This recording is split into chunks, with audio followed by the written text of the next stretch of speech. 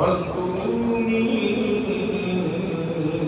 أذكركم واشكروا لي ولا تكفرون.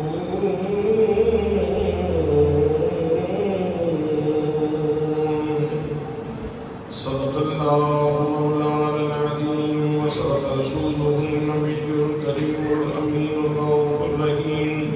الصلاة والسلام عليك يا سيدي يا رسول الله وعلى آلك وأصحابك يا سيدي يا حبيب الله.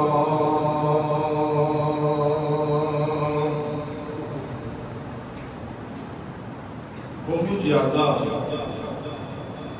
عزت و تعظیم و تکریم کے لائق میرے پیارے نبی صلی اللہ علیہ وآلہ وسلم کے پیارے غلاموں، اللہ کریم کی عنایت سے، اس کے فضل سے اور اس کے محبوب صلی اللہ علیہ وسلم کی نگاہ قریبانہ سے ہم اللہ کریم کے گھر میں موجود ہیں اور اللہ اور اس کے رسول صلی اللہ علیہ وآلہ وسلم کی عنایات کے اوپر شکر کے اور سپاس کے جذبات سے ہمارے دل معمور ہیں۔ برادران اسلام، کسی نے بہت خوبصورت بات کہی تھی، نقش ہے جو دل پہ وہ تصویر پاکستان ہے، مصطفیٰ کے نام کی جاگیر پاکستان ہے۔ نقش ہے جو دل پہ وہ تصویر پاکستان ہے، مصطفیٰ کے نام کی جاگیر پاکستان ہے۔ جن کو پاکستان شناسی نصیب ہے، جن کو اللہ کریم کی اس نعمت کا ادراک ہے، شعور ہے کہ اللہ کریم نے ہمیں پاکستان کی صورت میں کتنی بڑی نعمت عطا فرمائی ہے، وہ تو ہر لمحہ اپنے رب کی بارگاہ میں شکر گزاری کرتے رہتے ہیں اور اللہ کریم کی بارگاہ میں شکر کے سجدے کرتے رہتے ہیں۔ لیکن اس زمین کے سینے پہ بعض ایسے بھی بدنصیب موجود ہیں جو پاکستان کی سرزمین پہ پیدا ہونے والا اناج کھا کے نعمتوں سے استفادہ کرنے کے باوجود اللہ کریم کی اس نعمت کا کفران کرتے ہیں، ناشکری کرتے ہیں۔ وہ حضرات محترم، پاکستان یہ اللہ کریم کی بہت بڑی عنایت ہے۔ ہمارے والدین نے اور ہمارے مرشد گرامی نے ہمارے دلوں میں پاکستان کی اتنی قدر ڈالی ہے اور اس نعمت کی اہمیت کا اتنا احساس دلایا ہے کہ ہمیں تو پاکستان سے عشق ہے۔ میرے مرشد گرامی نبات یاسر ضیاء الامت حضرت جسٹس پیر محمد کرم شاہ الازہری رحمۃ اللہ تعالیٰ علیہ بصیرت و بصارت کے وہ تاجدار ہیں۔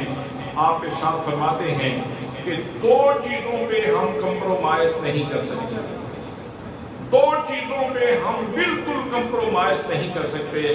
ان دو چیزوں کے مقابلے میں کوئی بڑے سے بڑا فن خان بھی آ جائے تو ہم اس کو پریکار کی حیثیت بھی نہیں دیتے۔ اور وہ دو چیزیں کون سی ہیں؟ وہ ایک اسلام ہے اور دوسرا پاکستان ہے۔ نہ ہم اسلام کے معاملے میں کمپرومائز کر سکتے ہیں اور نہ ہی ہم پاکستان کے معاملے میں کمپرومائز کر سکتے ہیں۔ حضرات محترم، اور کیسے کمپرومائز ہو؟ جیسے اسلام کے پھیلانے میں صحابہ کرام نے بلکہ خود نبی مکرم صلی اللہ علیہ وسلم نے قربانیاں دی ہیں، آپ نے مسائل برداشت کیے ہیں، آپ نے تکلیفیں برداشت کی ہیں، صحابہ کرام نے اپنی جانوں کے نذرانے دیے ہیں، اہل بیت اطہار نے اپنے شب و روز اسلام کی ترویج کے لیے وقت کیے ہیں۔ اتنی بڑی بڑی ہستیوں نے جب اسلام کے فروغ کے لیے محنت کی ہے تو اسلام کے اوپر کمپرومائز تو نہیں ہو سکتا۔ اسی طرح پاکستان کے بنانے میں بھی ہمارے بزرگوں نے بڑی قربانیاں دی ہیں، ہمارے بزرگوں نے بڑی قربانیاں دی ہیں۔ حضرات محترم، بڑی بڑی آفریں ٹھکرائی ہیں۔ ذرا وہ وقت یاد کیجئے جب حضرت خواجہ محمد شوق الدین سیالوی رحمۃ اللہ تعالیٰ علیہ سے کہا گیا تھا کہ یہ بلینک چیک موجود ہے، اس کے اوپر آپ جو لکھیں گے وہ آپ کو پیش کر دیا جائے گا۔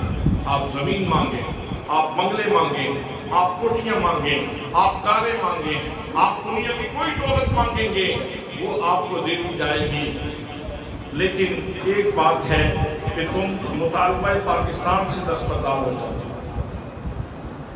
دوسری چٹھی میں یہ لکھا تھا، اور یہ چٹھیاں خضر حیات جو متحدہ پنجاب کا وزیر اعلیٰ تھا اس کی طرف سے یہ چٹھی آئی تھی۔ دوسری چٹھی میں یہ لکھا تھا کہ اگر آپ نے ہماری اس چٹھی کو تقریب نہ بخشی، ہمارے اس خط کا خیال نہ رکھا، تو پھر دین میں رکھنا کہ تمہارے مکان بھی تم سے چھین لیے جائیں گے اور تمہارے بزرگوں کے دربار بھی تم سے چھین لیے جائیں گے۔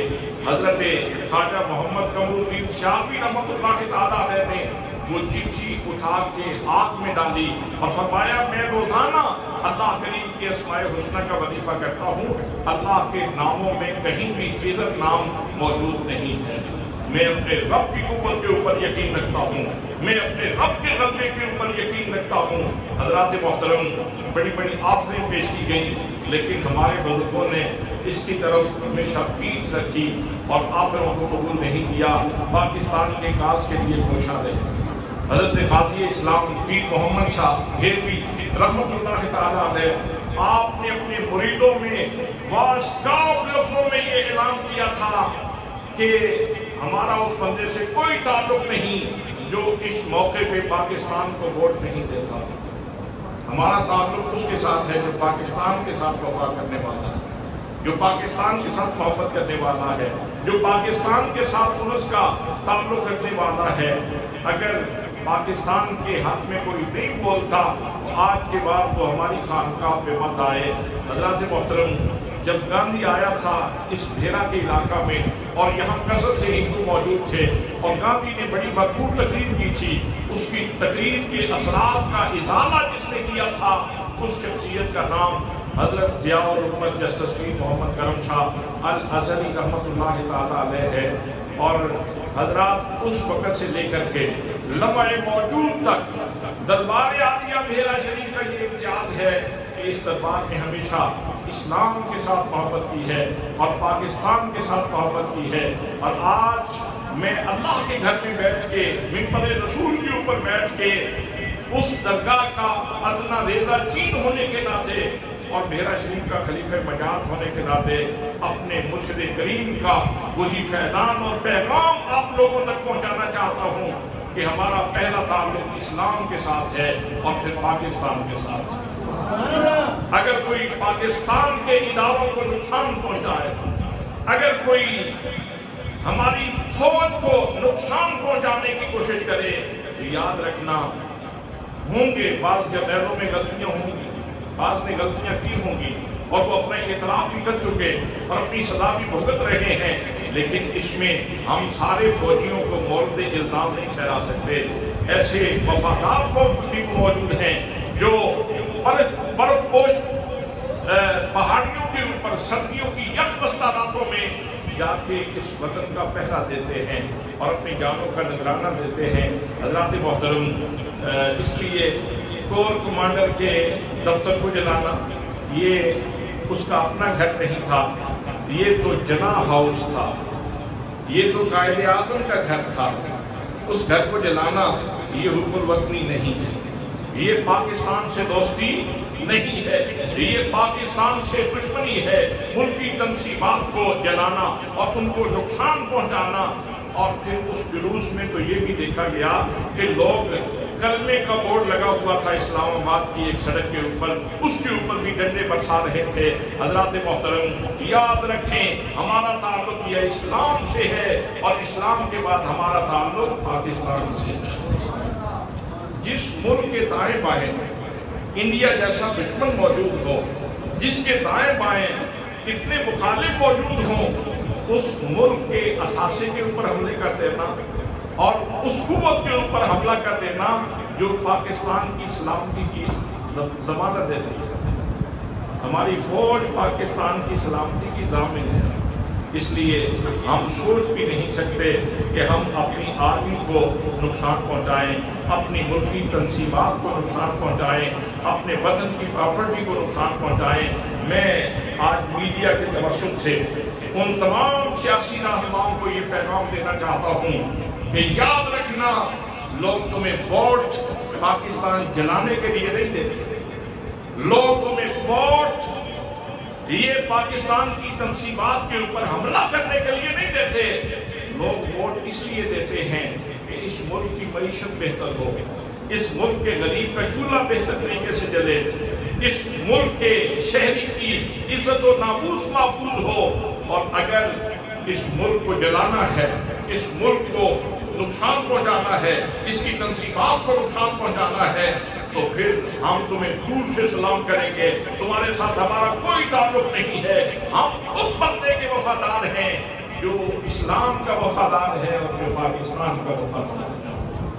تو پھر ایک دفعہ میں آپ کی خدمت میں وہ نعرہ پیش کرنا چاہتا ہوں کہ نقش ہے جو دل پہ وہ تصویر پاکستان ہے، مصطفیٰ کے نام کی جاگیر پاکستان، مصطفیٰ کے نام کی جاگیر پاکستان ہے۔ میرے مرشد گرامی حضرت قبلہ پیر محمد امین الحسنات شاہ صاحب، آپ بڑی دردمندی سے ارشاد فرما رہے تھے کہ ہمیں بہت افسوس ہے، ہمیں اس واقعے کے اوپر بہت افسوس ہے، بہت ظلم کیا ان لوگوں نے جنہوں نے کور کمانڈر کی آفس کو جلایا، بہت ظلم کیا ان لوگوں نے جنہوں نے کلمے کے بورڈ کے اوپر جو ہے وہ ڈنڈے برسائے، بہت ظلم کیا ان لوگوں نے جنہوں نے ملکی تنصیبات کو نقصان پہنچایا۔ حضرات محترم، ملک جلانے سے کیا آنے والا نقشہ بہتر ہوگا؟ اگر یہ روایت چل پڑتی ہے تو یہ پاکستان ہمارے لیے امکان کی دنیا ہے۔ ذرا ان لوگوں سے پوچھئے، یہ بارڈر کراس کیجئے اور جا کے پوچھئے احمد آباد کے مسلمانوں سے، اور انڈیا میں جو گجرات ہے وہاں کے رہنے والے باسیوں سے پوچھئے، اور کشمیر کے لوگوں سے پوچھئے کہ آزادی کی قیمت کیا ہے، آزادی کی نعمت کیا ہے، آزادی کسے کہتے ہیں۔ جن لوگوں نے اس وقت کانگریس کا ساتھ دیا تھا اور پاکستان کی طرف پیٹ کی تھی، آج ان کو اپنی غلطیوں کا پورا احساس ہے، آج ان کی عزتیں محفوظ نہیں، جب چاہتے ہیں ہندو بنیے ان کی عزت کے اوپر حملہ کر دیتے ہیں۔ آپ نے پچھلے دنوں بلکہ پچھلے سالوں میں یہ منظر بھی دیکھے ہیں جب کشمیر کے اوپر انڈیا نے حملہ کیا، مقبوضہ کشمیر کے اوپر، تو حضرات وہاں بچوں کی زبانیں نکال کے ان کے اوپر خنجر چلائے گئے اور زبانیں کاٹ دی گئی، جو آزادی کا نعرہ لگا رہے تھے ان کی زبانیں کاٹی گئی، گھروں سے دوشیزاؤں کو، بچیوں کو اٹھا کر کے لوگ لے جاتے ہیں اور ان کے ساتھ زیادتی کرتے ہیں، اور پتہ نہیں کتنی ظلم و جور کی داستانیں وہ اس زمین کے نقشے کے اوپر موجود ہیں۔ اس لیے ہمیں پاکستان کی قدر کرنی چاہیے، ہمیں آزادی کی قدر کرنی چاہیے۔ میری دعا ہے کہ اللہ کریم ہمیں پاکستان کے ساتھ محبت کرنے کا شعور نصیب فرمائے، اور تمام سیاسی دعا کو بھی پاکستان کے ساتھ محبت کرنے کی توفیق نصیب فرمائے۔ یہ اپنی تجوریاں بھرنے کی بجائے اللہ کرے کہ کبھی پاکستان کی طرف بھی توجہ دیں۔ تو حضرات محترم، میں کتنی دفعہ آپ کی خدمت میں یہ بات عرض کر چکا ہوں کہ پاکستان معمولی چیز نہیں ہے، پاکستان میرے آقا کریم صلی اللہ تعالیٰ علیہ وسلم کا معجزہ ہے، پاکستان آقا کریم صلی اللہ تعالیٰ علیہ وسلم کا معجزہ ہے، اور وہ بات میں نے درجنوں مرتبہ لکھی بھی ہے اور درجنوں مرتبہ میں بیان بھی کر چکا ہوں، اور میں اکثر اس کو دہراتا رہتا ہوں تاکہ ہماری قوم کے ذہنوں پہ وہ نقش مرتسم ہو جائے، وہ بات ثبت ہو جائے اور یہ بات پختگی سے یاد ہو جائے۔ حضرت قائد اعظم رحمۃ اللہ تعالیٰ علیہ جب بر صغیر میں تشریف لائے تو یہ چوٹالہ جیلم کے اندر ایک گاؤں ہے، وہاں کے محمد اشرف صاحب ہیں، وہ بیان کرتے ہیں، اور اس بات کو ظہور الحسن قادری صاحب نے اپنی کتاب مبشرات کے اندر بڑے زنی الفاظ کے ساتھ لکھا ہے۔ وہ فرماتے ہیں کہ محمد اشرف صاحب کہتے ہیں میں پڑھتا تھا منگلہ کے ہائی اسکول میں، اور ہمارے اساتذہ کے نام جذبہ حب الوطنی سے سرشار تھے، اور اکثر وہ قائد اعظم رحمۃ اللہ تعالیٰ علیہ کے دوستوں کو بلاتے اور ہمیں حب الوطنی کا درس دیتے۔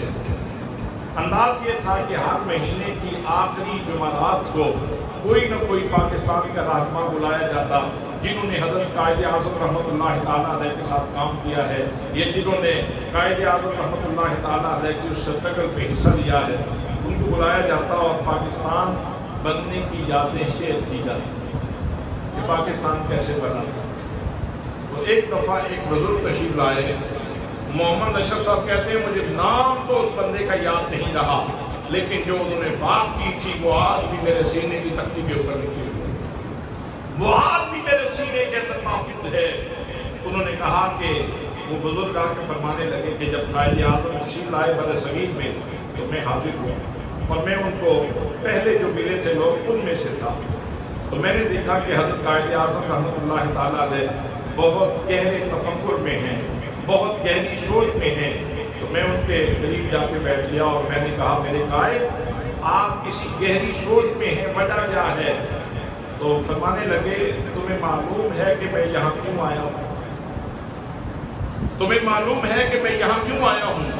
تو میں نے کہا کہ اتنا تو مجھے پتا ہے کہ نوابزادہ لیاقت علی خان صاحب وہ لندن میں آپ سے جا کے ملاقات کر کے آئے ہیں اور انہوں نے آپ کو ریکویسٹ کی ہے، درخواست کی ہے کہ آپ تشریف لائیں اور بر صغیر کے لوگوں کی قیادت فرمائیں۔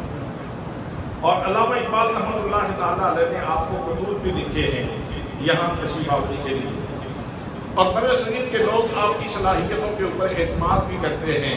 تو یہ تمام چیزیں ہیں جو آپ کو لے آئی۔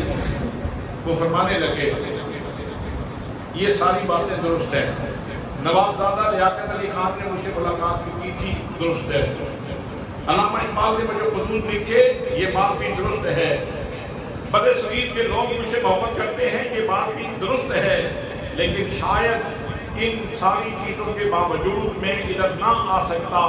میرے یہاں آنے کی اصل وجہ یہ ہے کہ میں اپنے فلیٹ میں سویا ہوا تھا رات کو، تو میری چارپائی ہلتی ہے، میں سمجھا شاید زلزلہ ہے، آنکھ کھلی لیکن میں پھر سو گیا، دوسری دفعہ پھر چارپائی ہلی، میری آنکھ کھلی لیکن پھر میں سو گیا۔ اب جب تیسری دفعہ میری چارپائی ذرا زور سے ہلی تو میں اٹھ کے بیٹھ گیا اور کمرہ میرا سارا روشن تھا، اور میں دیکھتا ہوں کہ میرے سامنے ایک پیکر جمال ہستی موجود ہیں، ایک حسین و جمیل چہرہ میرے سامنے موجود ہے، اور ان کے حسن نے میری آنکھوں کو خیرہ کر دیا۔ میں نے ان سے پوچھا who are you؟ آنے والے اے پیکر جمال، اے سلطان حسن، آپ کون ہو؟ اتنے خوبصورت ہو، کون ہو؟ اپنا تعارف تو کرواؤ، تم کون ہو؟ آگے سے مجھے جواب ملتا ہے I am your prophet محمد، میں تیرا نبی محمد رسول اللہ۔ سبحان اللہ، سبحان اللہ، سبحان اللہ۔ آقا کریم صلی اللہ علیہ وسلم ارشاد فرماتے ہیں میں تیرا نبی محمد رسول اللہ ہوں اور میں تیری ڈیوٹی لگانے کے لیے آیا ہوں۔ بر صغیر میں لوگ پاکستان کے لیے محنت کر رہے ہیں، جاؤ تم جا کے ان کی قیادت کرو، اور محمد علی جناب تم یہ نہ سمجھنا کہ تم اکیلے ہو، میں محمد رسول اللہ بھی تمہارے ساتھ ہوں۔ حضرات جب پاکستان کے اوپر کوئی بجلی گرتی ہے، جب پاکستان کے ساتھ کوئی زیادتی ہوتی ہے، جب پاکستان کے کسی ادارے کو تکلیف ہوتی ہے، تو ہماری آنکھوں کے سامنے وہ منظر گھوم جاتا ہے کہ ہمارے آقا کریم صلی اللہ علیہ وسلم کی نگاہ کریمانہ سے یہ ملک بنا ہے، اس کو کوئی تکلیف کیوں پہنچائے، اس کے ادارے کو ٹھیس کیوں پہنچے، اس کے ساتھ زیادتی کیوں کی جائے، اس کی پراپرٹی کو نقصان کیوں پہنچے، اس کی تنظیمات کو کیوں دلایا جائے، اس کو تکلیف کیوں پہنچائی جائے۔ حضرات محترم، تو یہ وطن عزیز جسے پاکستان کہا جاتا ہے، یہ نبی پاک صلی اللہ تعالیٰ علیہ وسلم کا یاد کرنا ہے۔ ہم نے یہ یاد کرنا ہے کہ پاکستان صرف خطہ زمین نہیں، صرف زمین کا ایک ٹکڑا نہیں، پاکستان میرے نبی کا، پاکستان میرے نبی کا، پاکستان میرے آقا کریم صلی اللہ علیہ وسلم کا معجزہ ہے۔ اور حضرات یہ بات بھی میں نے آپ کی خدمت میں عرض کی ہے کہ اشفاق احمد جو ایک بڑے زیرک انسان گزرے ہیں پاکستان کے، اور جذبہ حب الوطنی سے بھی سرشار تھے اور بڑی حکمت کی باتیں کیا کرتے تھے۔ اشفاق احمد فرماتے ہیں کہ میں ایک شادی میں گیا، وہاں ایک اللہ لوگ، ایک اللہ کا بندہ، ایک اللہ کا فقیر، ایک اللہ کی نیک ہستی موجود تھی۔ ان کو جب پتا چلا کہ اشفاق احمد آیا ہوا ہے آج تو چینلز موجود ہیں، لوگوں نے پرائیویٹ چینل بنائے ہوئے ہیں، ہر بندہ اپنا چینل بنا کے بیٹھا ہوا ہے اور اپنی آواز لوگوں تک پہنچا رہا ہے، لیکن کسی وقت میں یہ بات نہیں تھی۔ اس وقت صرف چند چینل اور وہ بھی قومی چینل ہوا کرتے تھے، گورنمنٹ کے زیر اثر ہوتے تھے۔ اس وقت جو بندہ ٹی وی پہ آتا تھا اس کو بڑا وہ اعزاز دیا جاتا تھا کہ یہ بندہ ٹی وی پہ آ کے گفتگو کرتا ہے۔ اشفاق احمد صاحب اس دور کے لوگ ہیں جو اس وقت ٹی وی پہ آ کے گفتگو کیا کرتے تھے۔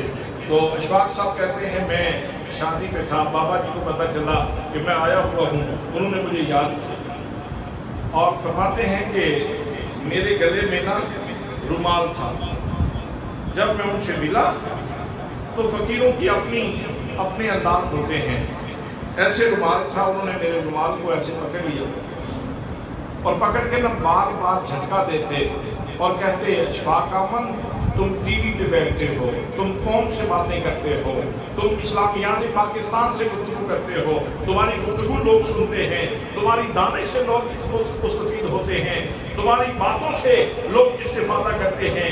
اشفاق احمد لوگوں کو بتاؤ، اپنی قوم کو بتاؤ، پاکستان کے باشیوں کو بتاؤ، اس وطن کے لوگوں کو بتاؤ کہ لوگوں پاکستان کی قدر کرو، پاکستان کوئی معمولی چیز نہیں ہے، پاکستان کی صورت یوں سمجھو جیسے حضرت صادق علیہ السلام کی اونٹنی کی صورت تھی کہ جس نے حضرت صادق علیہ السلام کی اونٹنی کی اونٹیں کاٹی تھی اس کو اللہ نے تباہ کر دیا، برباد کر دیا، ذلیل کر دیا۔ حضرات جو اس کی قدر کرے گا اللہ کریم کی بارگاہ سے اجر پائے گا، اور جو اس پاکستان کو تحقیر کی حقارت کی نظر سے دیکھے گا وہ ذلیل ہو جائے گا۔ آپ نے دیکھا ہے پاکستان جب سے بنا ہے لوگ لوٹ رہے ہیں، صبح شام لوٹ رہے ہیں، پاکستان پھر بھی چلتا جا رہا ہے، لیکن جس نے لوٹا ہے اس نے اپنا انجام بھی دیکھ لیا، اس نے اپنا انجام بھی دیکھ لیا ہے۔ اس لیے جو پاکستان کے ساتھ زیادتی کرے گا وہ ضرور برباد ہوگا، وہ ضرور خفت اٹھائے گا، وہ ضرور اپنا انجام برا دیکھے گا۔ حضرات پاکستان کی قدر کرنے کی ضرورت ہے۔ اس وقت اپنے ماحول میں، اپنے شہر میں، اپنے گاؤں میں، اپنے محلے میں سیاسی وابستگیوں سے بالا تر ہو کر ہم نے پاکستان کی بولی بولنی، ہم نے پاکستان کی بولی بولنی ہے۔ اس وقت ضرورت ہے کہ ہم پاکستان کی بولی بولیں، پاکستان کا نام لیں، پاکستان کی اہمیت اپنی آنے والی نسلوں کے ذہنوں میں اجاگر کریں اور ان کو بتائیں آزادی کتنی بڑی نعمت ہے۔ آزادی اتنی آسانی سے حاصل نہیں ہوئی۔ وہ حضرت قبلہ پیر صاحب ارشاد فرمایا کرتے تھے، بلکہ اب بھی کبھی کسی مجلس میں بیان فرما دیتے ہیں، موجودہ ہمارے پیر صاحب وہ فرماتے ہیں مجھے وہ گڑیا نہیں بھولتی جو آج بھی سوتی ہے، رات کو جب بستر کے اوپر سر رکھتی ہے تو اس کا تکیہ بھیگ جاتا ہے، اس کا تکیہ بھیگ جاتا ہے، اس کا سرانہ آنسوؤں سے بھیگ جاتا ہے۔ اس سے پوچھا جائے کہ بڑی بی تم اتنا کیوں روتی ہو، تم اتنے آنسو کیوں بہاتی ہو، تو وہ کہتی ہے میری زینب ہندوؤں کے برتن مانگ رہی ہو، میری زینب ہندوؤں کے برتن مانگ رہی ہوگی۔ جب ہم نے مائگریشن کی تھی میری بیٹی ادھر رہ گئی تھی، میری بیٹی ہندوؤں نے چھین لی تھی، سکھوں نے چھین لی تھی، آج پتہ نہیں کس گھر کے اندر کس مظلومیت کی زندگی گزار رہی ہوگی۔ حضرات محترم ان لوگوں سے پوچھئے نا جو اس سفر سے گزرے ہیں، جنہوں نے ہجرت کرتے ہوئے کتنا نقصان اٹھایا ہے، کتنی قربانیاں دی ہیں۔ مجھے وہ منظر بھی نہیں بھولتا، آج بھی سوشل میڈیا کے اوپر وہ بات موجود ہے، وہ تصویر موجود ہے کہ ایک آدمی اس نے 2 ٹوکریاں باندھی ہوئی ہیں جیسے ترازو ہوتا ہے، 2 ٹوکریاں باندھی ہوئی ہیں اور درمیان میں اس نے اپنا کندھا رکھا ہوا ہے۔ ایک ٹوکری کے اوپر اس نے اپنا بوڑھا ماں یا باپ ہے وہ بچھایا ہوا ہے اور دوسری ٹوکری کے اوپر اس نے سامان رکھا ہوا ہے اور وہ ہجرت کر رہا ہے۔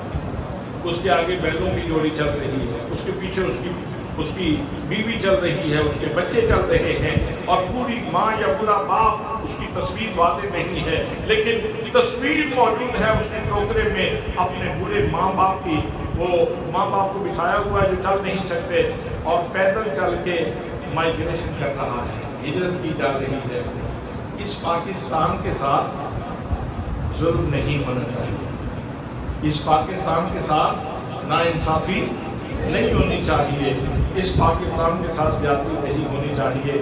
حضرات محترم، وہ قائد اعظم کی وہ بات بھی یاد رکھنے کی ہے کہ جب حضرت پیر جماعت علی شاہ صاحب علی پوری رحمۃ اللہ تعالیٰ علیہ آپ کو خط لکھا، بلکہ 3 تحفے بھیجے۔ حضرت پیر جماعت علی شاہ صاحب نے حضرت قائد اعظم رحمۃ اللہ تعالیٰ علیہ کو 3 تحائف بھیجے، ان میں ایک قرآن پاک کا نسخہ تھا، ایک مصلح تھا اور ایک تصویر تھی۔ اور حضرت قائد کتنے سالے مزاج تھے، حضرات جب نظر درست ہو، جب فکر درست ہو تو نتیجے ٹھیک نکلتے ہیں، پھر نتیجے ٹھیک نکلتے ہیں، اور اگر نظر و فکر میں بگاڑ آ جائے تو پھر بھانپ کی بولیاں لوگ بولتے ہیں، اور پھر یوں بھی کہتے ہیں کہ 2 والدین بڑے خوش نصیب ہیں، ایک حضرت عبداللہ اور حضرت آمینہ رضوان اللہ تعالیٰ علیہما، جن کے گھر میں حضرت محمد مصطفیٰ پیدا ہوئے، اور دوسرے وہ والدین جن کے گھر میں عمران نیازی پیدا ہوئے۔ وہ سرور انبیاء کہاں، وہ تاجدار انبیاء کہاں، وہ بدوحا کے چہرے والی ہستی کہاں، وہ زلف واللیل کی شان والی ہستی کہاں، وہ مازاق کے کاجل والی آنکھ والی ہستی کہاں، وہ صاحب اسرار شخصیت کہاں؟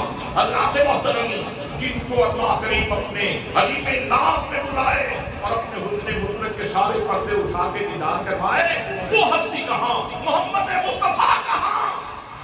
حضرات، میرے آقا کی مصریت کا تو کسی نبی نے دعویٰ نہیں کیا، کسی نبی نے دعویٰ نہیں کیا، بلکہ جب اللہ کریم نے اپنے حبیب صلی اللہ تعالیٰ علیہ وسلم کے بارے میں ارشاد فرمایا، قل انما انا بشر مثلکم یوحی الی، اے محبوب آپ اعلان کر دیجیے، آپ کہہ دیجیے کہ میں تمہاری مثل بشر ہوں۔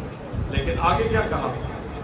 آگے فرمایا یوحی الی، میری طرف وحی کی جاتی ہے، میری طرف بولے نا، میری طرف وحی کی جاتی ہے۔ حضرات، پہلے کہا کہ میں تمہاری مثل بشر ہوں، اس کہنے کا مطلب یہ تھا کہ میں جن نہیں ہوں، میں فرشتہ نہیں ہوں، میں ابن آدم ہوں، حضرت آدم کی اولاد میں سے ہوں۔ لیکن آگے ایسا وصف ذکر کر دیا کہ جس میں حضور صلی اللہ تعالیٰ علیہ وسلم کو اللہ نے وہ شان اور رفعت عطا فرمائی ہے کہ کوئی نبی بھی میرے آقا کی ہمسنی کا دعویٰ نہیں کر سکتا، اس لیے کہ جناب آدم علیہ السلام کے پاس وحی آئی ہے تو فرش پہ آئی ہے، جناب نوح کے پاس وحی آئی ہے تو فرش پہ آئی ہے، جناب ابراہیم کے پاس وحی آئی ہے تو فرش پہ آئی ہے، جناب اسماعیل کے پاس وحی آئی ہے تو فرش پہ آئی ہے، جناب اسحاق کے پاس وحی آئی ہے تو فرش پہ آئی ہے، جناب حضرت یوسف کے پاس وحی آئی ہے تو فرش پہ آئی ہے، جناب موسیٰ کے پاس وحی آئی ہے تو فرش پہ آئی ہے، جناب عیسیٰ کے پاس وحی آئی ہے تو فرش پہ آئی ہے۔ ایک محمد مصطفیٰ صلی اللہ علیہ وسلم کی ہستی ہے جن کے اوپر اللہ کریم نے فرش پہ بھی وحی فرمائی ہے، عرش کے اوپر بھی وحی فرمائی ہے۔ فَأَوْحَىٰ إِلَىٰ عَبْدِهِ مَا أَوْحَىٰ، اللہ نے وحی فرمائی اپنے بندہ خاص کی طرف جو وحی فرمائی۔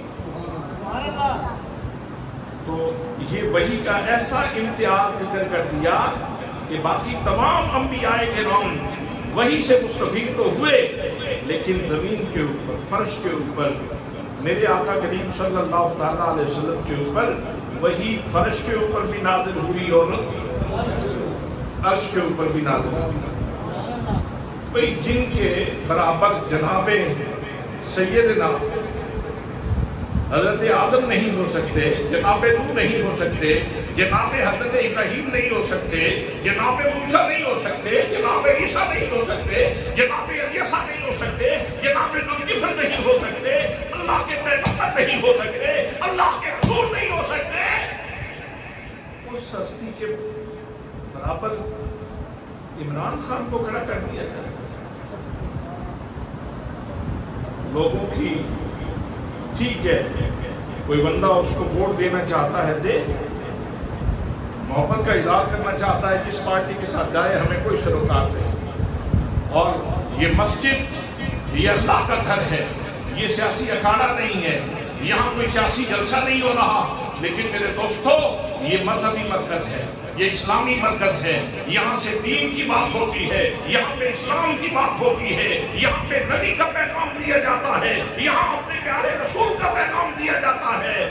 ہم کہنا چاہتے ہیں جس کی مرضی ہے، جس مرضی ہے لیڈر کے ساتھ جا کے کھڑا ہو جائے، لیکن اسلام کے مقدسات کے ساتھ مذاق نہ کرے، اسلام کے مقدسات کے ساتھ مذاق نہ کرے، اور اس پاکستان کی سلامتی کے ساتھ مذاق نہ کرے۔ یہ دو مذاق ہم قطعاً برداشت نہیں کر سکتے۔ اسلام بھی ہمیں بہت عزیز ہے اور پاکستان بھی ہمیں بہت عزیز ہے، پاکستان بھی ہمیں بہت عزیز ہے۔ تو میں عرض کر رہا تھا کہ حضرت پیر جماعت علی شاہ صاحب رحمۃ اللہ تعالیٰ علیہ نے 3 تحفے دیے، سبحان اللہ، ایک مصلی، ایک تسبیح اور ایک قرآن مقدس کا نسخہ، سبحان اللہ۔ شخصیت بھیجنے والی بھی پیاری ہے، جس ہستی کے پاس تحفے آ رہے ہیں وہ شخصیت بھی بڑی پیاری ہے، اتنی پیاری شخصیت اور اتنا اعتماد اس بندے کے اوپر یہاں لوگوں کو تھا، اور یہ فیضان تھا میرے آقا کریم صلی اللہ علیہ وسلم کا کہ وہ تقریر انگلش میں کیا کرتے تھے۔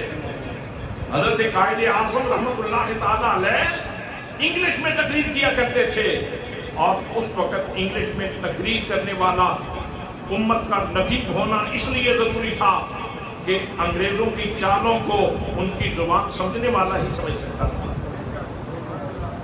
انگریزوں کی چالوں کو سمجھنے کے لیے ایسا ہی بننا چاہیے تھا جو ان کی بات کو سمجھ سکتا، جو ان کے کلام کو سمجھ سکتا، جو ان کی ہیرا پھیری کو سمجھ سکتا، جو ان کے سارے مقاصد کو سمجھ سکتا۔ اس لیے اس وقت امت کو ایسا ہی فرد درکار تھا جو انگلش بولتا اور جو اپنی تقریر میں اپنی رعایا کو پیغام دیتا تھا، وہ ترجمانی کے ساتھ پیغام پہنچتا تھا، لیکن انگریزوں کو ان کا پیغام سیدھا سیدھا جاتا تھا کہ قائد کیا بول رہا ہے، قائد کیا بول رہا ہے۔ حضرات محترم، حضرت قائد اعظم رحمت اللہ تعالیٰ نے تقریر کر رہے ہیں، انگلش میں تقریر ہو رہی ہے، انگریزی میں گفتگو کر رہے ہیں۔ ایک بوڑھا سادہ سا بابا جس نے کرتا پہنا ہوا تھا، نیچے اس نے تیمم باندھا ہوا تھا، اوپر اس نے سیدھی سادی پگڑی سادی سی باندھی ہوئی تھی، اور سر جھکا کے سن رہا تھا اور رو رہا تھا۔ ایک نوجوان اس کے قریب ہوا اور کہا، بابا جی انگریزی آتی ہے؟ بابا تجھے انگلش آتی ہے؟ کہا بیٹا نہیں۔ بابا انگریزی نہیں آتی تو پھر رو کیوں رہے ہو؟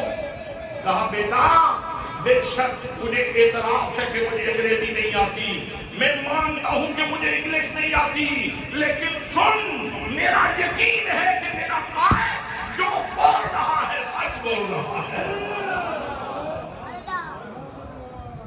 یہ اعتماد کیسے حاصل ہوا؟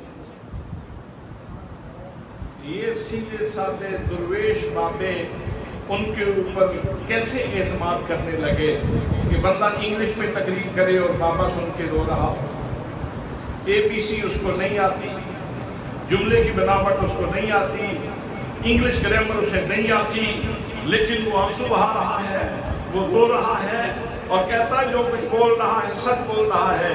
اصل میں میرے دوستو اس وقت کے جتنے روحانیین، جتنے اللہ کے بندے، جتنے اولیاء کاملین تھے، جب دنیا کہہ رہی تھی کہ قائد اعظم کافر اعظم ہے، اس وقت اللہ کے بندے بول رہے تھے، پیر جماعت علی شاہ صاحب بول رہے تھے، خواجہ محمد قمر الدین شاہ بھی بول رہے تھے، حضرت پیر محمد شاہ بھیروی بول رہے تھے، حضرت ضیاء الحق پیر محمد کرم شاہ بول رہے تھے، حضرت پیر محمد امیر اسلاف ماکی شریف بول رہے تھے، اس وقت پیر صلاح لکوڑی شریف بول رہے تھے، جتنے مشائخ قرن صغیر کے تھے، حضرت سید محمد نعیم الدین مراد آبادی بول رہے تھے، یہ سارے مل کے کہہ رہے تھے کسی کانگریسی ملا کی جان میں مت آنا، قائد اعظم صرف مسلمان نہیں، اس وقت قائد اعظم اللہ کا ولی ہے۔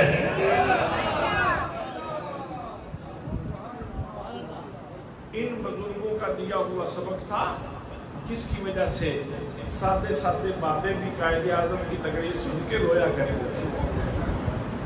یہ وجہ تھی ان شخصیات نے معاشرے میں گلی گلی، نگر نگر، کلیا کلیا یہ شعور تقسیم کر دیا تھا، یہ عرفان باندھ دیا تھا، قائد اعظم کی پہچان کروا دی تھی، اور یہ خود نہیں بول رہے تھے حضرات، یہ خود نہیں بول رہے تھے، ان میں وہ ہستیاں موجود ہیں جو میرے نبی پاک صلی اللہ علیہ وسلم کی بارگاہ کی حضوری شخصیات ہیں۔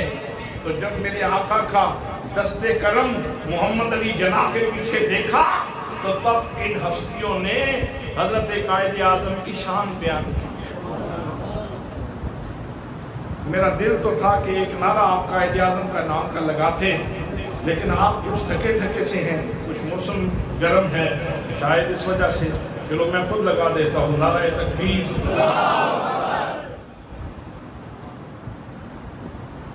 نعرہ رسالت،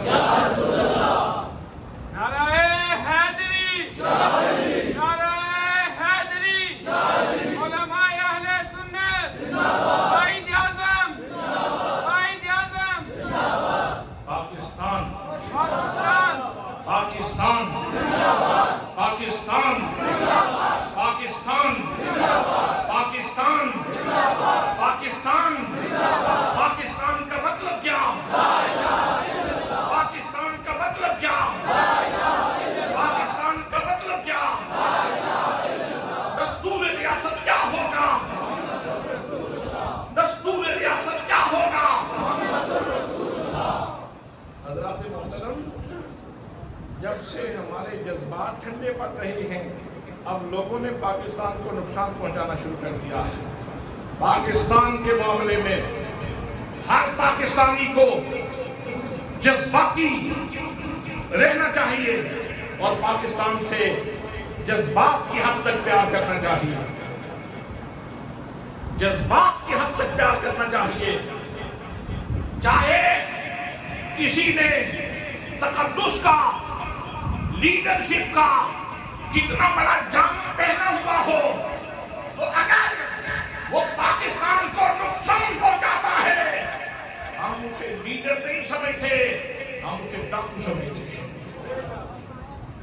ہم لیڈر اسے سمجھیں گے جو اسلام کے ساتھ پیار کرے اور پاکستان کے ساتھ پیار کرے، جو اسلام کے ساتھ پیار کرے اور پاکستان کے ساتھ پیار کرے۔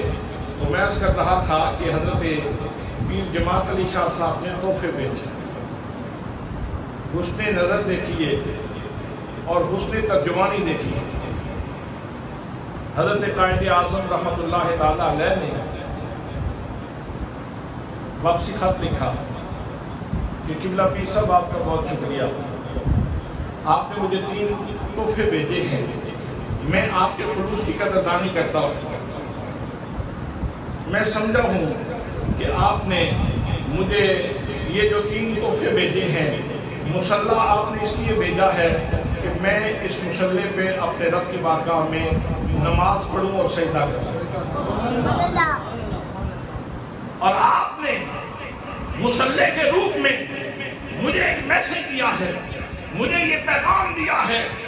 آپ نے مجھے یہ کہا ہے جو مسلح سے میں سمجھا ہوں، آپ نے مجھے یہ پیغام دیا ہے، اللہ کی بارگاہ میں جھکو، تم ایک اسٹیج کے فرما روا ہو، جب تم اپنے رب کی بات مانو گے تو لوگ تمہاری بات مانیں گے۔ میں اس مسلح سے یہ پیغام سمجھا، میں اس مسلح سے یہ میسج سمجھا، اور جو آپ نے مجھے بھیجا ہے، یہ تسبیح بھیجی ہے اور قرآن پاک بھیجا ہے، تو قرآن پاک سے جو مطلب میں سمجھا ہوں، جو مفہوم میں نے کشف کیا ہے، وہ یہ ہے کہ آپ مجھے یہ پیغام دینا چاہتے ہیں کہ میں قرآن پاک کی صورت میں تمہارے پاس پاکستان کا دستور اور منشور بھیج رہا ہوں۔ آپ نے مجھے پاکستان کا دستور اور منشور بھیجا ہے۔ حضرات، آپ جانتے ہیں جب پاکستان کا قیام عمل میں آ رہا تھا تو اس وقت قائد اعظم کتنے علیل تھے، ہماری نسل کو نہیں پتا. بہت عدیب تھے، بہت عدیب تھے، بہت بیمار تھے.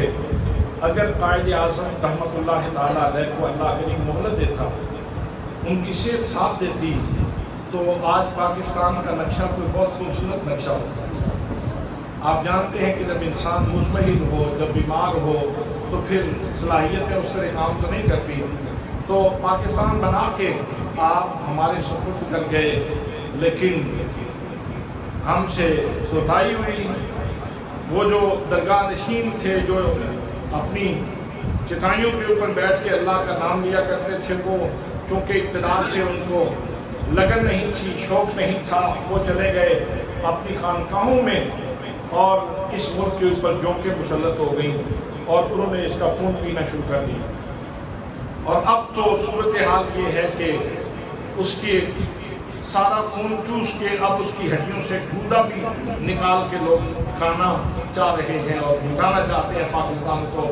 حضرات، اس وقت عوام پاکستان کی بہت ساری ذمہ داریاں ہیں، بہت ساری توجہ دینے کی ضرورت ہے اس ملک پاکستان کی طرف. حضرات، تیسرا تحفہ جو حضرت جماعت علی شاہ صاحب رحمۃ اللہ تعالیٰ علیہ نے بھیجا تھا، قائد اعظم فرماتے ہیں جو تصویر آپ نے بھیجی ہے، اس کا مفہوم جو میں سمجھا ہوں وہ یہ ہے، آپ مجھے پیغام دینا چاہتے ہیں کہ میں اس تسبیح کو پکڑوں اور کثرت سے اپنے پاک نبی صلی اللہ تعالیٰ علیہ وسلم پہ درود پڑھوں.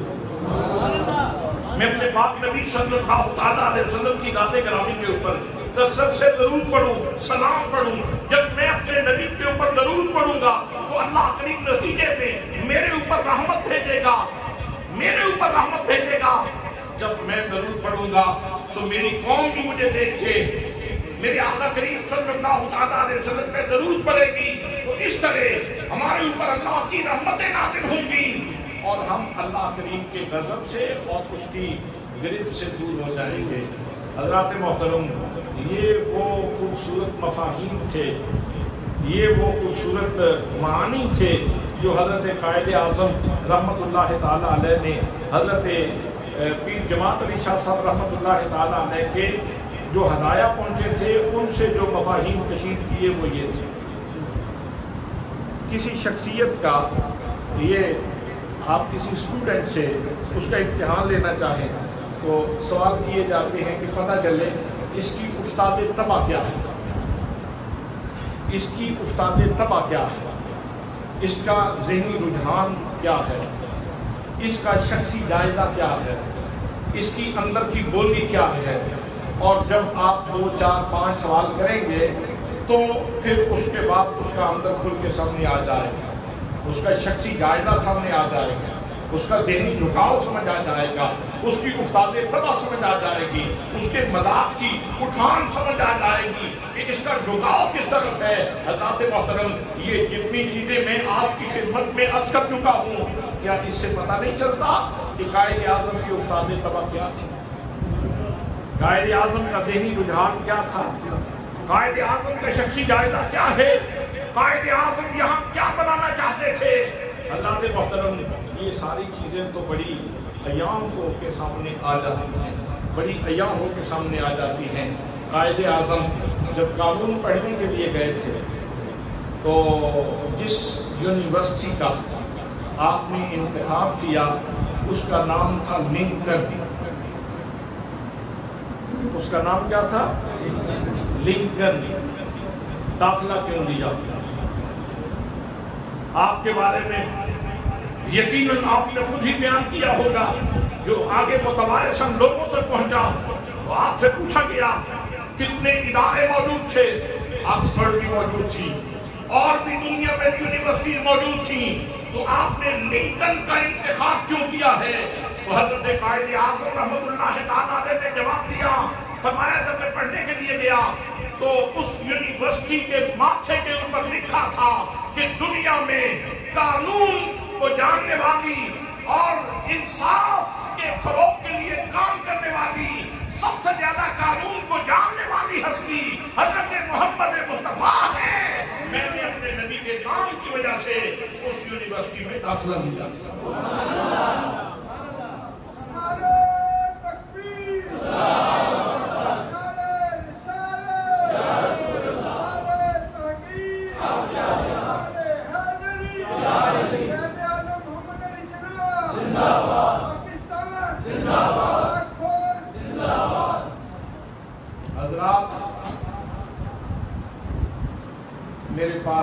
چند منٹ باقی ہیں اور میں اس آخری وقت میں یہ پیغام دینا چاہتا ہوں کہ ہم پاکستان کے ساتھ ہیں. ہم نہیں، آپ بول نہیں رہے. ہم پاک فوج کے ساتھ ہیں. کچھ ہے نا لوگ جو جنہوں نے تو خرابی کی ہے، باجوہ ہے، فیض حمید ہے، آج تو اپنا کیا ہوا بھگت رہے ہیں، سزا پا رہے ہیں، بدنامی ان کے ماتھے میں بنی جا چکی ہے. لیکن چند جرنیلوں کی وجہ سے، مشرف کی وجہ سے یا ان 2-3 بندوں کی وجہ سے پوری فوج کو مورد الزام نہیں ٹھہرایا جا سکتا. ان جوانوں کو بھی دیکھو جو سردیوں کی یکبستہ راتوں میں برف پوش پہاڑیوں کے اوپر کھڑے ہو کے پہرا دے رہے ہیں. آپ کا کتنا لمبا بارڈر ہے یہ انڈیا کے ساتھ، اور آپ کا کتنا لمبا بارڈر ہے افغانستان کے ساتھ، اور مسلسل جھڑپیں اور مسلسل ریشہ دوانیاں اور مسلسل سازشیں اور مسلسل دشمنی اور مسلسل عداوت اور مسلسل صفاقی اور درندگی کی داستانیں یہ ہوتی رہتی ہیں. اگر پاک فوج مقابلے میں نہ ہو تو پھر آپ کی آزادی نہیں بچتی، پھر آپ اپنے گھروں میں محفوظ نہیں رہ سکتے، پھر آپ آزادی سے نماز نہیں پڑھ پائیں گے. آپ بارڈر پاس جا کے دیکھ لیں. اب عید قربان آ رہی ہے، جب مسلمان کریں گے بڑا جانور ذبح کریں گے، بڑی قربانی کریں گے، اس پہ ہندو بپھر جائیں گے. ہر سال ہوتا ہے، ہندو ہر سال بپھرتے ہیں، اور کتنے مسلمانوں کو ذبح کر دیا جاتا ہے، کتنے مسلمانوں کے گھروں کو گرا دیا جاتا ہے، کتنی مسجدوں کے مینار گرائے گئے ہیں، کتنی مسجدوں کے جو ہے وہ یہ گنبد گرائے گئے، ان کی عمارات گرائی گئی. بابری مسجد آپ کے سامنے ہے. حضرات دن اس آزادی کی قدر کیجیے، اور اس آزادی کے محافظ وہ پاک آرمی ہے، وہ پاک آرمی ہے. کسی کو ان کی اصلاح مقصود ہو تو مشورہ دے سکتا ہے، سوشل میڈیا کے ذریعے مشورہ دیا جا سکتا ہے. اگر کہیں کباڑ نظر آئے تو تنقید کی جا سکتی ہے. وہ معصوم عن الخطا نہیں ہے، فرشتے نہیں ہیں، غلطی کسی بھی ادارے میں ہو سکتی ہے. لیکن بحیثیت مجموعی احتجاج کرنے نکلو تو سب کچھ جلا کے رکھ دو، یہ درست نہیں. آپ مجھے بتائیں جو کور کمانڈر کا گھر جلایا گیا ہے اس کو کتنا نقصان ہوا، اس کو کتنا نقصان ہوا ہے، پاکستان کا کتنا نقصان ہوا ہے.